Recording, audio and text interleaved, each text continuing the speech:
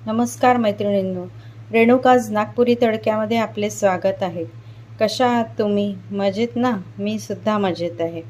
आपण एक पारंपरिक पद्धतीचं चिंचवणं आजकाल जरा वेगळ्या पद्धतीचं बनवलं जातं, पण फार काळी पूर्वी एक किंवा याला एक लॉस्ट रेसिपी म्हणूया या चिंचवण्याला।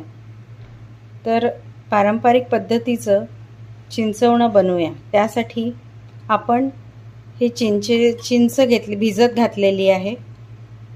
2 तास चिंच भिजत घातली आहे। 8 ते 10 कांड्या घेतलेल्या आहेत। हा अर्धी वाटी गूळ घेतलेला आहे आणि हे पानाचं साहित्य घेतलं आहे। हे मिठा पान आहे। त्यासाठी त्यात जे आपण टाकत असतो जनरली 4-5 विलायचीची पावडर घेतलेली आहे। हा कथा घेतला आहे, ही लवंग घेतलेली आहे आणि हा थोडासा चुना घेतलेला आहे आणि 2 पानं घेतलेले आहेत, मिठा पान। सर्वप्रथम आपल्याला हा चिंचेचा कोळ काढून गाळून घ्यायचा आहे आणि हे पान जे आहे हे मिक्सरला वाटून घेऊन याचं पाणी काढायचं आहे। त्या वाटणाचं पाणी काढायचं आहे, ते मी तुम्हाला दाखवणार आहे। सर्वप्रथम आपण चिंचेचा कोळ काढून घेऊया आणि पान मिक्सरला वाटूया। तर ते पान आपण मिक्सरला वाटून घेतलेलं आहे, त्याची बारीक पावडर केलेली आहे आणि त्या चिंचेचा कोळ आपण काढून घेतलेला आहे। आणि बरं का, चिंच ही नवीनच घ्यायची। यावेळी नवीन चिंच आलेली असते म्हणून कदाचित हा प्रघात असेल चिंचवणं बनवण्याचा। ती काळी किंवा लाल चिंच घेऊ नये, पिवळी चिंचच घ्यावी। आता या पानाचं आपण पाणी काढून घेऊया। यात थोडं पाणी घालून ते आधी गाळून त्याचं पाणी काढून। तर या पानामध्ये अर्धी वाटी पाणी घालून हे चांगलं मिक्स केलेलं आहे। आता हे आपण गाळून घेऊया हे पाणी।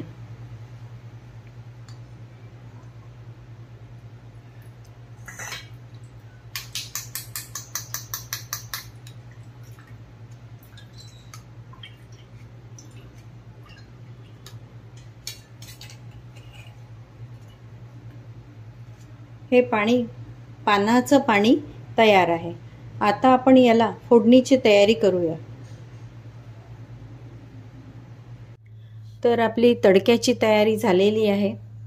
त्यासाठी आपल्याला लागणारे साहित्य, थोडे जिरे घेतलेले आहे, एक छोटासा तुकडा कलमीचा घेतलेला आहे आणि जरा हिंग पावडर घेतलेला आहे। तर आता कढईमध्ये तेल, 4 टीस्पून तेल घेतलेलं आहे।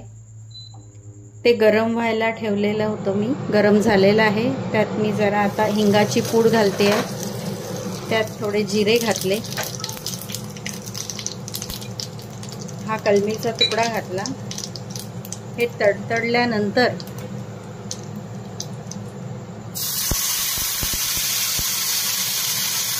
यात हे पानाचं पाणी फोडणीला द्यायचं आहे।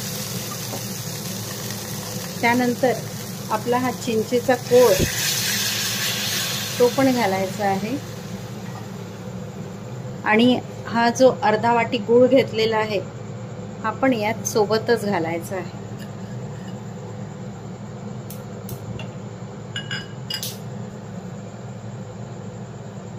आता ह्याला फोडणी द्यायचं आहे। बरं, किती पातळ किती जाड त्याची कन्सिस्टन्सी हे स्वतःवर ठेवायची। तुम्हाला फक्तच पिण्यासाठी जर वापरायचं असेल तर याला शक्य तेवढं पातळ करून पिता येते। बरं, हे फ्रीज बाहेरही 2-3 दिवस आरामात टिकते। उन्हाळ्याचं पोटाला शांत, शरीर शांत ठेवण्यासाठी या पेयाचा उपयोग होतो। म्हणूनही हे चिंचवणं प्रसाद रूपाने का होईना या अक्षय तृतीयाला वापरलं जातं।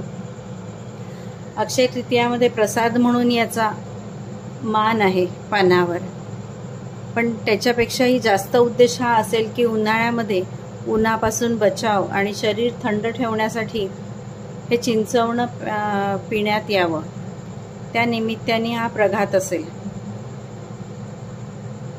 तर हे चिंचवणं एक उकळी आली की बंद करायचं आहे।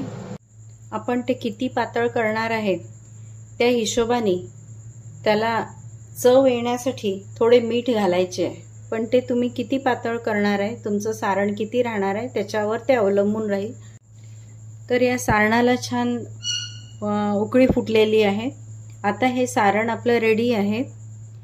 यानंतर जर कोणाला यात सोपेची चव आवडत असेल तर सोपेची बारीक पावडर यात करून टाकायची किंवा त्या पानासोबतच सोप बारीक करायची. मला यात सोपेची चव आवडत नाही, जिऱ्याची चव आवडते म्हणून मी जिरं घातलंय. सोपेऐवजी कोणी तेही घालू शकता.